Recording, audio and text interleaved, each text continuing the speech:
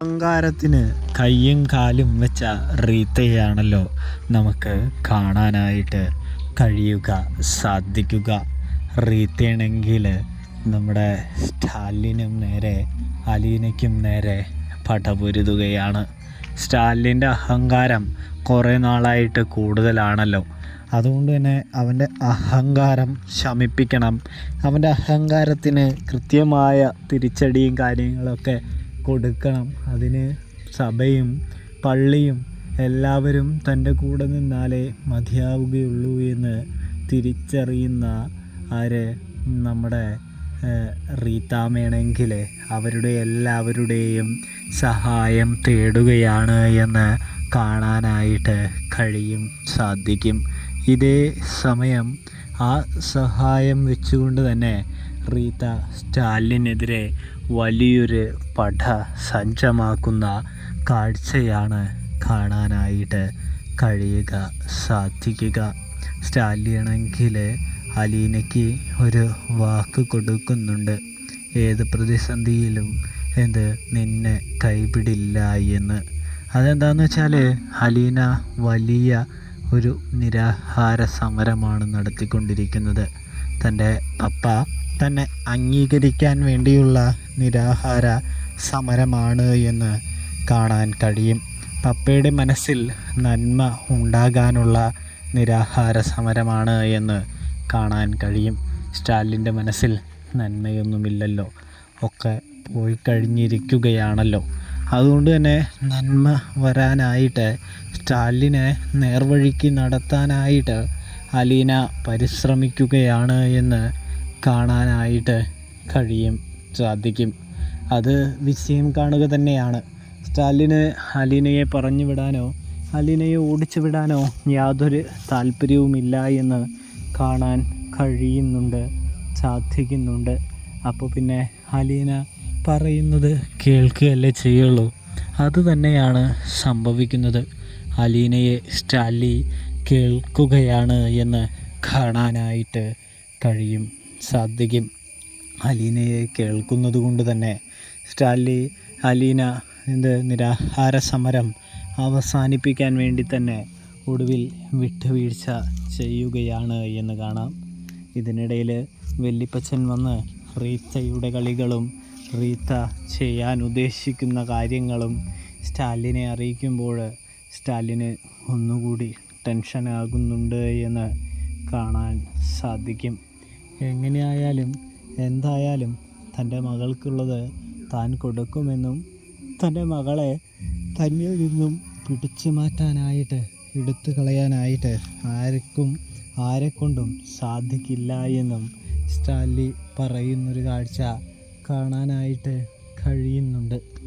ഇതേ സമയമാണെങ്കിൽ നമ്മുടെ സ്റ്റാലിയാണെങ്കിൽ പറയാണ്, അതായത് മോളെ നീ ഒരു കാര്യം മനസ്സിലാക്കണമെന്ന് പറഞ്ഞുകൊണ്ട് തന്നെയാണ് അലീനയുടെ നിരാഹാര സമരം നിർത്തിവെപ്പിക്കുന്നത്. പപ്പയ്ക്ക് നിർത്തിക്കൊണ്ടുവന്ന ശീലങ്ങൾ പെട്ടെന്ന് മാറാനൊന്നും സാധിക്കില്ല. പപ്പയ്ക്ക് കുറച്ച് സമയം വേണമെന്ന് അലീനയോട് സ്റ്റാലി ആവശ്യപ്പെടുമ്പോൾ സ്റ്റാലിന് ആവശ്യമായ സമയം അലീന നൽകാനായിട്ട് തയ്യാറാണ്, ഒരുക്കമാണ് എന്ന് കാണാൻ കഴിയും. അപ്പോഴാണ് സ്റ്റാലിൻ പറയുന്നത്, എങ്കിൽ ഭക്ഷണം കഴിക്കി, പപ്പ പതിയെ എല്ലാം ശരിയാക്കാമെന്ന് പറയുന്നത്. ഇതേ സമയമാണെങ്കിൽ നമ്മുടെ അലീന വല്യപ്പച്ചൻ്റെ കൂടെയും സ്റ്റാലിൻ്റെ കൂടെയും ഇരുന്ന് ഭക്ഷണം കഴിക്കുന്നുണ്ട് എന്ന് കാണാൻ സാധിക്കും. അതിനെല്ലാം പുറമെയാണ് ഈ റീത്തയുടെ ഒരു എൻട്രി എന്ന് കാണാം. റീത്തയുടെ എൻട്രിക്ക് മുൻപ് തന്നെ വല്യപ്പച്ചൻ സ്റ്റാലിനോട് പറയുന്നുണ്ട്, എല്ലാവരുടെയും കണ്ണ് നിൻ്റെ സ്വത്തിന് നേരെയാണെന്നും നിൻ്റെ സ്വത്ത് കൈക്കലാക്കാനാണ് അവരുടെ പ്രധാന ലക്ഷ്യമെന്നും സ്വത്തിന് വേണ്ടിയാണ് അവർ നിന്നോട് യുദ്ധത്തിന് വരാനായിട്ട് പോകുന്നതെന്നും അല്ലാതെ നിനക്കൊരു മോളുണ്ട് എന്നതല്ല അവരുടെ പ്രശ്നം.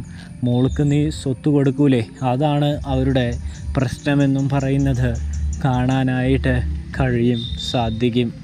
ഇതേ സമയമാണെങ്കിൽ അതെന്താ അപ്പച്ച, അവർക്ക് സ്വത്തിനോട് മാത്രം സ്നേഹം, അപ്പോൾ എന്നോടൊന്നും യാതൊരു താല്പര്യമില്ലേ എന്ന് ചോദിക്കുമ്പോൾ നിൻ്റെയല്ലേ ഭാര്യ, നിൻ്റെയല്ലേ മക്കൾ, നിന്നെ വേണമെങ്കിൽ അവർ പണ്ടേ നിന്നെ സ്വീകരിച്ചേനില്ലേ? അപ്പോൾ അതിനർത്ഥം എന്താ? നിന്നെ വേണ്ട എന്ന് തന്നെയല്ലേ? അപ്പോൾ പിന്നെ ഞാനെന്ത് പറയാനാണ് എന്ന് ചോദിക്കുന്നത്. കാണാൻ കഴിയുന്നു, സാധിക്കുന്നു. നിൻ്റെ മക്കൾക്ക് നിന്നെ വേണ്ട, നിൻ്റെ പണത്തെയും സ്വത്തിനെയും മതി. അത് നിൻ്റെ കുഴപ്പം തന്നെയാണ്. നിൻ്റെ ഭാര്യയും മക്കളെയും നീ നിലയ്ക്ക് നിർത്താതെ ആ റീത്ത എന്ന സ്ത്രീയുടെ കയ്യിലേക്ക് കൊടുത്തതിൻ്റെ ബലമാണ് ഇതെല്ലാം എന്ന് പറയുന്നത് കാണാൻ കഴിയുന്നുണ്ട്, സാധിക്കുന്നുണ്ട്.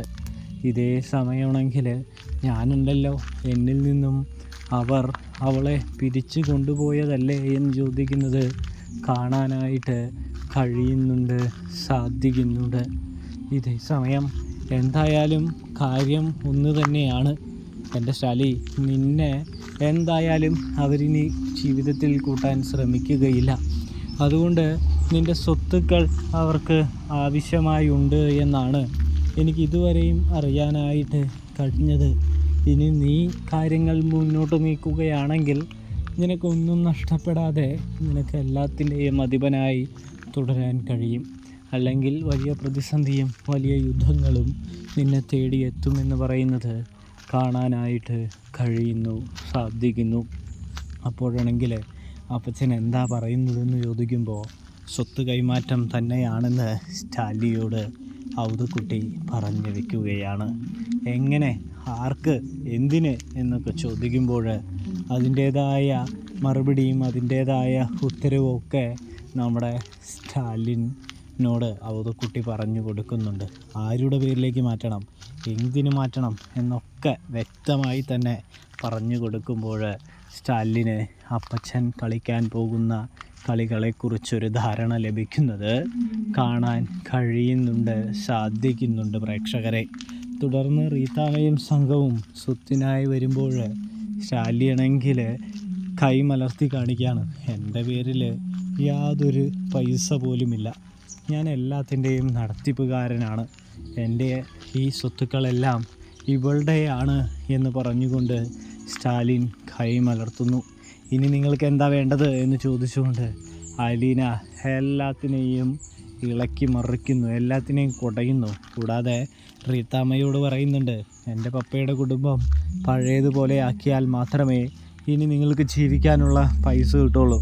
പപ്പയുടെ ഭാര്യയും മക്കളും ഇവിടെ എൻ്റെ കൂടെ എൻ്റെ വീട്ടിൽ, എൻ്റെ പപ്പയുടെ വീട്ടിൽ താമസിക്കണമെന്ന് പറയുന്നത് കാണാൻ കഴിയും. നിങ്ങളിവിടെ വേണ്ട, നിങ്ങൾ ചെയ്ത ദ്രോഹത്തിനുള്ള സമ്മാനം ഇന്നാ എന്ന് പറഞ്ഞുകൊണ്ട് റീത്തയുടെ ചെപ്പ നോക്കി അടിക്കുകയാണ് അലീന എന്ന് കാണാൻ സാധിക്കും.